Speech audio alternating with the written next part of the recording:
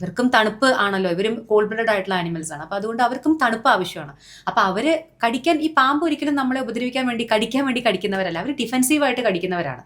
അവരെ ഉപദ്രവിക്കുമോ എന്നുള്ള പേടിയിലാണ് ഇവർ പലപ്പോഴും കടിക്കുന്നത്. അപ്പം നമ്മൾ വീട്ടിൽ ശ്രദ്ധിക്കേണ്ടതെന്ന് പറഞ്ഞാൽ ശുചിത്വമാണ് ഏറ്റവും ഇമ്പോർട്ടൻറ്റ്. നമ്മൾ 4 പുറവും ഈ കാടും പടലും ഒക്കെ ഉള്ള ഇതാണെങ്കിൽ അതൊക്കെ വെട്ടി വെളുപ്പിക്കുക. കാരണം ഈ കാട് ചെടി എന്നൊക്കെ പറയുമ്പോൾ അവിടെ തണുപ്പ് ഡെഫിനറ്റ്ലി ഉണ്ടാവും. അപ്പോൾ ഇവിടേക്ക് ഇവർ വന്ന് താമസിക്കാനുള്ള, പാമ്പുകൾ വരാനുള്ള സാധ്യത കൂടുതലാണ്. അപ്പോൾ അതുകൊണ്ട് ഇപ്പോൾ പൂന്തോട്ടമുള്ള ആളുകൾ നമ്മൾ അവിടെ നനയ്ക്കും. അപ്പോൾ അവിടെയൊക്കെ ഈ ചെടിച്ചട്ടയുടെ അടിയിലൊക്കെ സ്ഥിരമായിട്ട് പാമ്പുകൾ കാണുന്നതാണ്. അപ്പം അങ്ങനെയുള്ള സ്ഥലങ്ങളൊക്കെ ഒന്ന് വെട്ടി വെളുപ്പിച്ച് വൃത്തിയായിട്ട്, അറ്റ്ലീസ്റ്റ് നമ്മുടെ ഈ ജനലിലേക്ക് നിൽക്കുന്ന ഈ മണി പ്ലാന്റ് പോലെയൊക്കെ ക്രീപ്പേഴ്സ് ഉണ്ട്, അതൊക്കെ ഉണ്ടെങ്കിൽ അതൊക്കെ വെട്ടിക്കളയണം.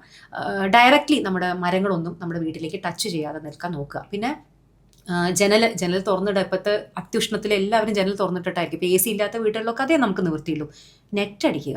അതായത് അറ്റ്ലീസ്റ്റ് നമ്മളൊരു നെറ്റ് അടിച്ച് ഇട്ട് കഴിഞ്ഞാൽ വളരെ ചെറിയ ചെറിയ സുഷിരങ്ങളുള്ള നെറ്റ് അടിച്ചാൽ നമുക്ക് കാറ്റിന് വരും ചെയ്യാം. എന്നാൽ ഇങ്ങനെയുള്ള ഇഴജന്തുക്കൾ ഉള്ളിലേക്ക് കയറാതിരിക്കുകയും ചെയ്യും.